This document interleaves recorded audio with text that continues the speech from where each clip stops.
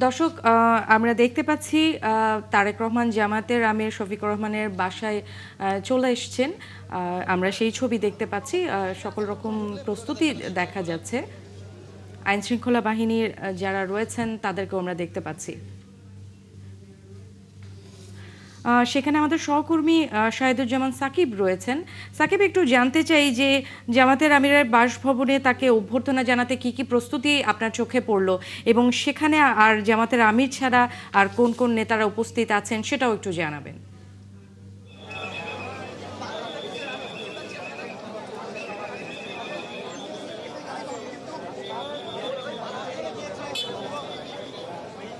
ইতিমধ্যে কিন্তু BNP chairman Tarique Rahman জামায়াতের আমিরের বসুন্ধরার বাসায় প্রবেশ করেছেন। আমরা সেটি নিশ্চয়ই দেখাবার চেষ্টা করেছি।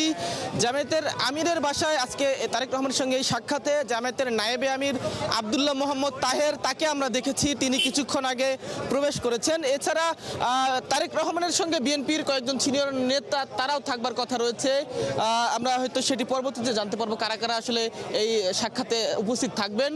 তবে আজকে বিএনপি চেয়ারম্যানের এই সাক্ষাৎকে ঘিরে রাজনীতিতে কিন্তু নানা আলোচনা রয়েছে। নির্বাচনের পর সম্ভাব্য প্রধানমন্ত্রী এবং সম্ভাব্য বিরোধী দলীয় নেতার এই সাক্ষাৎ ঘিরে কিন্তু অনেকে নানা ধরনের কথা বলছেন। তারা বলছেন যে এটি নিঃসন্দেহে একটি ইতিবাচক রাজনীতির প্রতিফলন ঘটবে। এবং আমরা দেখেছিলাম যে নির্বাচনের পরে প্রথম সংবাদ সম্মেলনে বিএনপি চেয়ারম্যান তারেক রহমান তিনি বিদেশি সাংবাদিকদের সঙ্গে কথা বলবার সময় তিনি যেটি জানিয়েছিলেন যে তিনি একটি ঐক্যবদ্ধ বাংলাদেশ গড়তে চান, যে বাংলাদেশে ভিন্ন মত, বিরোধী দল সহ সকল মানুষজন সরকারি দলের হাতে নিরাপদ থাকবে, সকলে মিলেমিশে থাকবে এবং দেশ পরিচালনার ক্ষেত্রেও তিনি কিন্তু ঐক্যবদ্ধভাবে দেশ চালানোর কথা বলেছেন, যেটি বিএনপির ইস্তেহারেও ছিল এবং নির্বাচনের আগেও তারা বলছিলেন জাতীয় সরকারের কথা।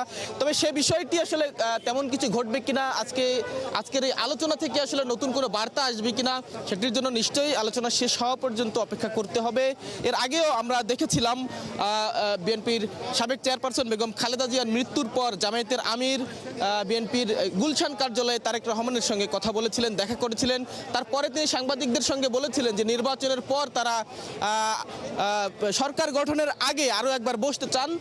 সেই ঘটনায় কিন্তু আমরা লক্ষ্য করছি যে সরকার গঠনের অর্থাৎ সংসদ সদস্যদের শপথ গ্রহণ এবং মন্ত্রিসভা গঠনের আর একদিন বাকি রয়েছে। তার আগেই প্রধান দুটি দল, জাতীয়তাবাদী দল বিএনপি এবং জামায়াতে ইসলামীর শীর্ষ দুই নেতার বৈঠক অনুষ্ঠিত হচ্ছে।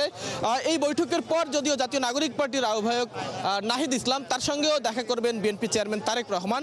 আসলে কি বার্তা তারা দিবেন, এই বৈঠকে কি কি আলোচনা হবে, দেশের মানুষের জন্য নতুন কোনো বার্তা আসলে আসে কিনা, সেটির জন্য আমরা অপেক্ষায় রয়েছি। এই বৈঠককে ঘিরে কিন্তু বিএনপি এবং জামায়াতের নেতাকর্মীদেরও ভিড় আমরা লক্ষ্য করছি। পাশাপাশি আইন শৃঙ্খলা রক্ষা বাহিনী যারা রয়েছেন তাদেরও সতর্ক অবস্থান এখানে আমরা লক্ষ্য করছি। ইতিমধ্যে তারেক রহমান এই বাসায় প্রবেশ করেছেন, তিনি হয়তো বৈঠকে ইতিমধ্যেই অংশ নিয়েছেন। সেখানে জামায়াতের আমির রয়েছেন, জামায়াতের নায়েবে আমির আব্দুল্লাহ মোহাম্মদ তাহের রয়েছেন। বিএনপির চেয়ারম্যান তারেক রহমানের সঙ্গে আর কোন কোন জ্যেষ্ঠ নেতা রয়েছেন সেটি হয়তো আমরা পরবর্তীতে জানতে পারবো, আমরা এখনো সেটি লক্ষ্য করতে পারিনি। তবে বৈঠক শেষে কি বার্তা তারা আসলে দেন, কি কি বিষয় নিয়ে আলোচনা করেন, দেশের মানুষের জন্যই বা তারা আসলে কি বার্তা দেবেন, কি বিষয় নিয়ে আলোচনা হবে, আগামীর পরিকল্পনা নিয়ে তাদের মধ্যে আসলে কোনো বিষয় কথা হয় কিনা, সেগুলো আমরা পরবর্তীতে জানতে পারবো বা জানার চেষ্টা করব বৈঠক শেষ হবার পরে। এখন পর্যন্ত বিএনপি চেয়ারম্যান তারেক রহমান তিনি এখানে এসে উপস্থিত হয়েছেন এবং বৈঠকটি চলছে। নেন্সি। সাকিব, আপনাকে ধন্যবাদ।